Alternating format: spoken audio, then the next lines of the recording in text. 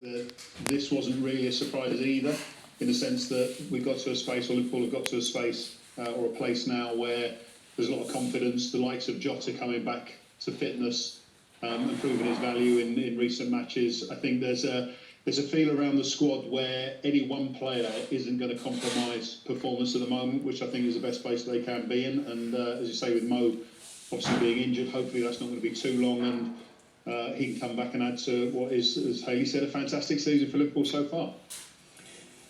What about Green Kelleher continuing his role as a goalkeeper in this competition? Is that enough for him? I think so. I mean, it's a great question. I mean, he's 25 years old. He's been involved in cup finals. He's got cup winners' medals to his name as well. He's got the Premier League winners' medal. I think he's got the Champions League winners' medal. He's got pretty much all the trophy medals you can get without having made massive amounts of appearances. But in the end, Liverpool, Jurgen Klopp and that team trust him.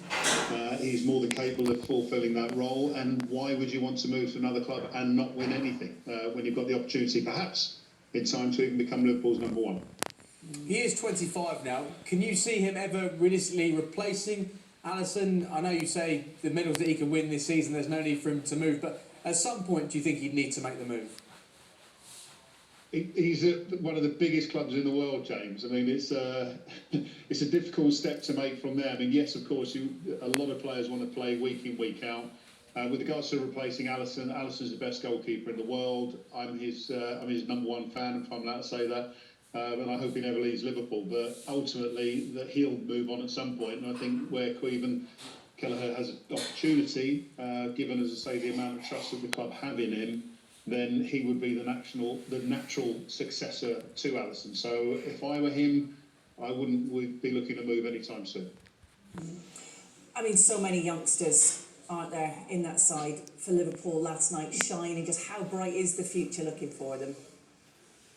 Yeah, I'm loving it at the moment. Conor Bradley coming in, again, young players, you said there, who not a lot of people knew about prior to this season. He made his Premier League debut the other day, played fantastically well. Looks like he could be one for the long-term future, like the other young players, so many of them at the moment, again, forging their way into that first team. And when you've got, like I said, the likes of Salah out, you've got young players who can come in and fill that void. So it's a great place to be, and when you look at Man City doing the same thing, I think the Premier League is going to benefit from these young players coming through too. Liverpool back at Wembley again next month, taking on Chelsea. Although they also play them next week in the Premier League. Are Liverpool big favourites going into that game? Mauricio Pochettino, of course, looking for his first major trophy. Difficult to say, because I'm a big fan of Poch. I'm a big fan of what he does as a manager, and I think that Chelsea side are capable of doing some really great things. So, of course, I'm going to side with Liverpool, but I think it's going to be a tight game, similar to what we saw a couple of years ago, should I say. And as you said, I mean, Liverpool have got a lot of games against a lot of London teams coming up, so there's going to be a lot of sort of familiarity for Liverpool fans with regards to travel. But yeah, I think Liverpool would be favourites. I was listening to the guy speaking earlier. If you can get this one in the bag, that quadruple is definitely on, and then they'll have to worry about what they prioritise afterwards. But yeah, I think Liverpool will go into the game looking to be favourites. And whilst we have you, we've got to ask you about Manchester City as well. Erling Haaland has supposedly been back in training this week. They're talking about keeping it steady with him, but how much of a boost would it be to have him maybe available for the game against Tottenham tomorrow night? Yeah, well, I'm going to be at the game, so it'll be wonderful to see him involved in some shape or form. But I think, so he talks about Jota there, who'd been injured, came back and had a sort of an instant impact. You look at Kevin De Bruyne coming back, having an instant impact. And I think it's credit to both sort of medical teams. They seem to be getting this one right with regards to the timing of returning players. The fact that we haven't seen Haaland on the bench suggests that he probably won't be involved tomorrow, similar to what Kevin De Bruyne did the other week. But the problem for anyone, Liverpool included, is if he does come back and he has any kind of impact, as the two aforementioned players that I said there, then that means it's going to be goals for Erling Haaland and Manchester City. it was quite remarkable the impact that Kevin De Bruyne had in that short spell against Newcastle. His first appearance in the Premier League since returning from injury. Do you see tomorrow night's game as a perfect chance for him to start, or do you think you continue to build his match time?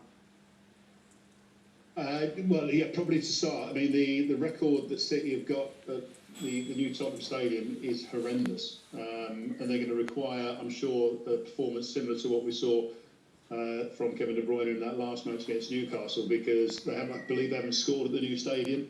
I've got a lot of City friends who, when they saw the draw, tongue-in-cheek wrote the FA Cup off. I mean, look at that hair. I think he's like Hercules. That hair, or Samson, should I say? His hair is, definitely a winner. His performance was a winner, and they're going to need that, as I say, tomorrow to beat Tottenham for sure. Just admiring the hair, gliding It's in the lovely, wind. isn't it? Beautiful.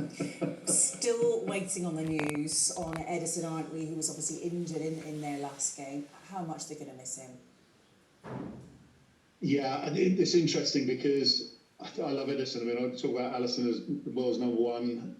Edison is very close behind him, in my opinion. And I think for the amount of work that Edison doesn't seem to do in games, it's not until he's not playing that you realise how much of an influence or a positive influence he has on that City side.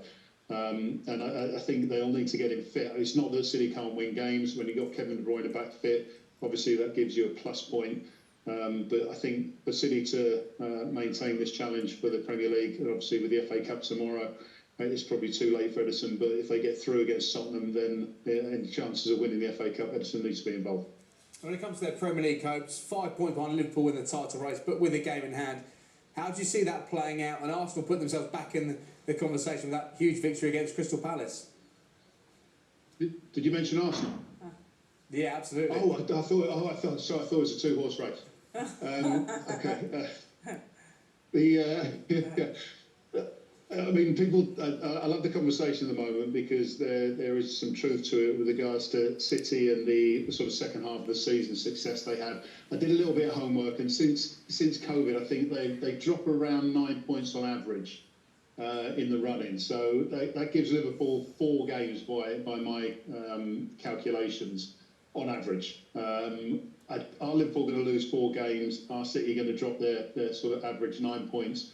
If so, then Liverpool take the title. But I think it's a two-horse race. I know there's a lot of Arsenal supporters who are thinking that they're involved in this. Personally, I don't think that's the case. So I think it's going to be tight. Too difficult to call.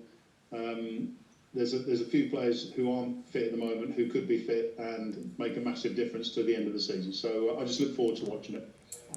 David, it's been a pleasure from James and myself. Thank you very much indeed. Thanks, guys. Have a great day.